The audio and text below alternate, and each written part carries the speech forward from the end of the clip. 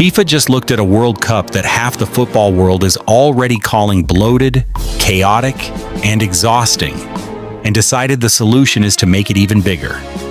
Gianni Infantino wants 64 teams. 64. That's almost a third of every country on the entire planet lining up at a single tournament. And he's selling it to you as a beautiful gift to the little guy. A dream for everyone. But follow where the money goes, and follow where the votes go, and a very different story falls out. Let's talk about what this is really about, because it is not about football. Here's what Infantino actually said. Speaking to Swiss broadcaster Blue Sport, he confirmed FIFA will examine and discuss expanding the World Cup to 64 teams, potentially as soon as the 2030 centenary edition. His pitch was pure, warm, fuzzy idealism. Organize it for the whole world, not just Europe and South America, because every nation should be allowed to dream of participating in the World Cup. He called this year's 48-team tournament a huge success, pointing out that 9 of the 10 African teams reached the knockout stage. And on the surface, who is going to argue against letting more countries dream? That's the trick. It sounds lovely. It's designed to. But let us look at what expansion actually does to the tournament, starting with the 48-team format we are watching right now. This thing is already stretched thin. You've got 12 groups of 4, and to fill out a 32-team knockout round, not only do the top 2 from each group advance, but so do the 8 best third-place teams. Sit with that. 8 of the 12 third-place finishers went through. You could lose, draw, generally underwhelm, finish third in your group, and still march into the knockouts.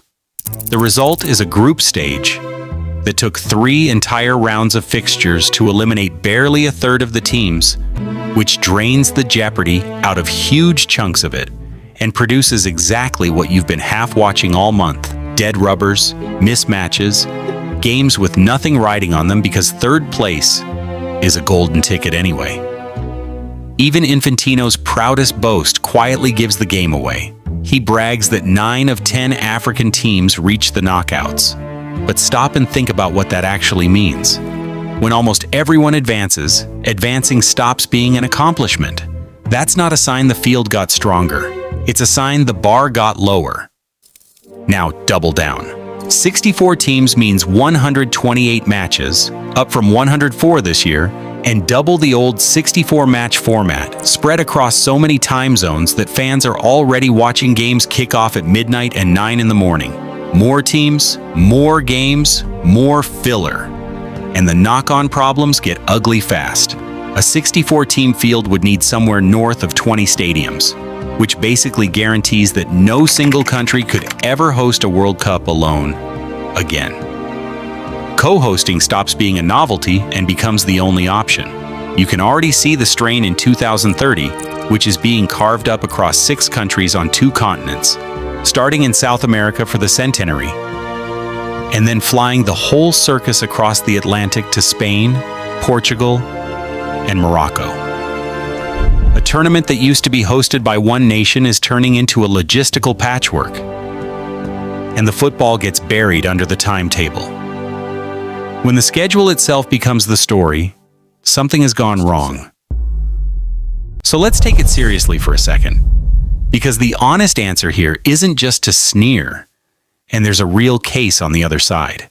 The underdog stories at this World Cup have been genuinely magical. Cape Verde, a tiny island nation, went toe-to-toe with Argentina and terrified them.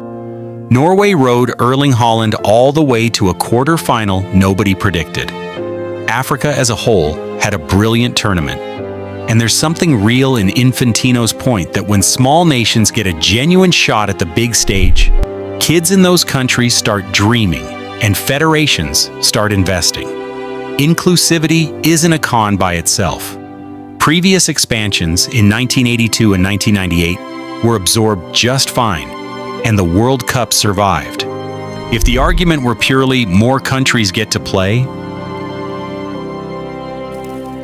reasonable people could disagree and move on. But that's not the whole argument, and it's the quality where this falls apart.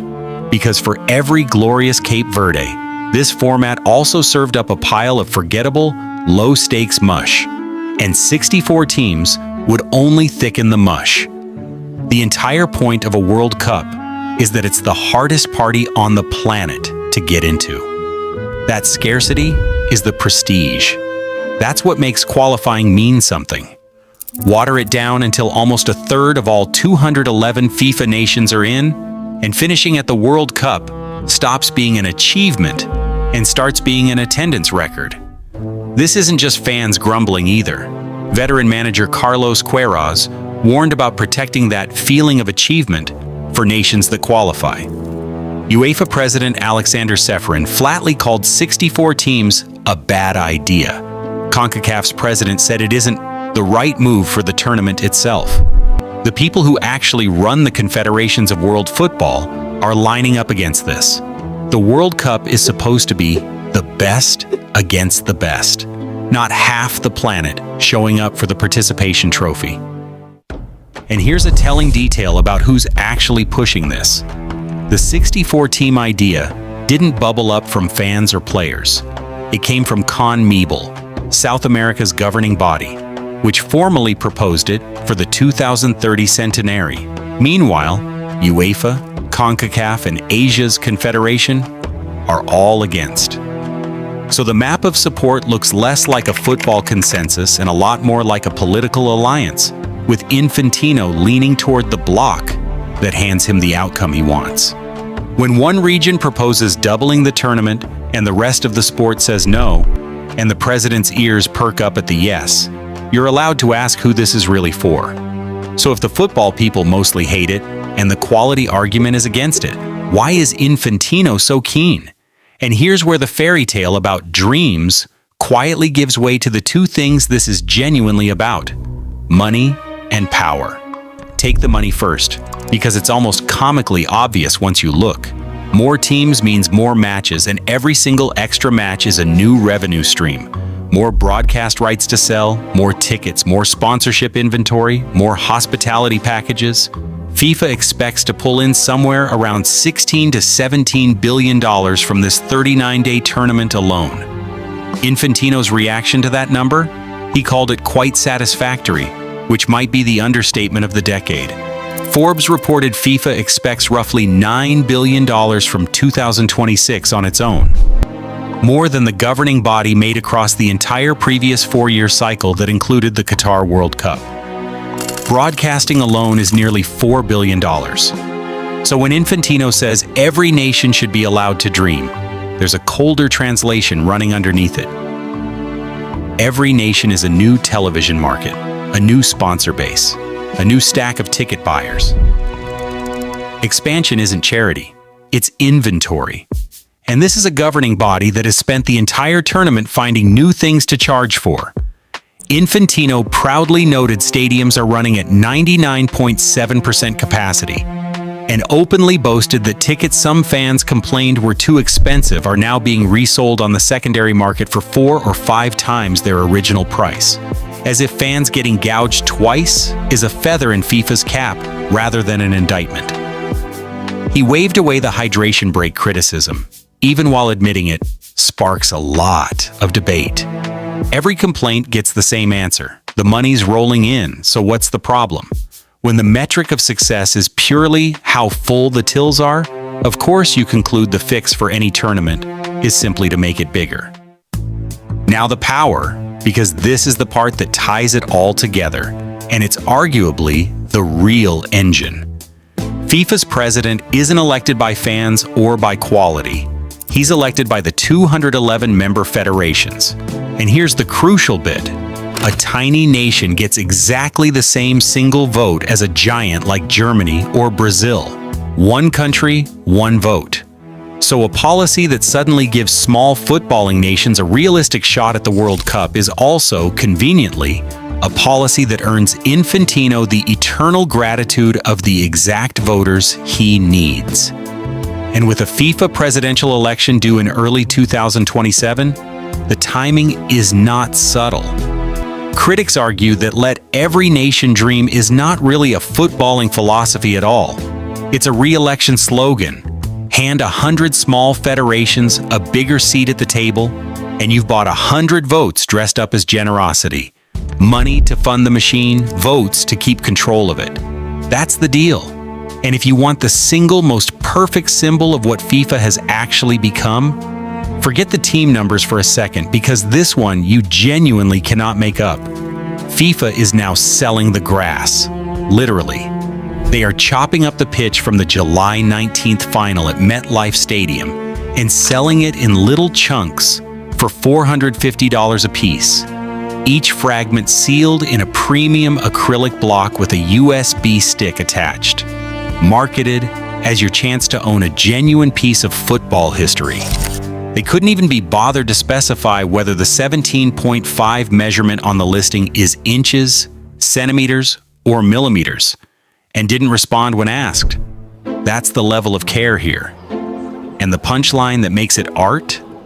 Players and coaches have spent the tournament complaining that the MetLife pitch is poor, because it's normally artificial turf for NFL games. So FIFA is selling you $450 souvenir squares of a field the actual footballers think isn't good enough. Stack that on top of final tickets going for as much as $32,970, and the hydration breaks that everyone clocked were really just extra advertising windows, and the picture snaps into focus.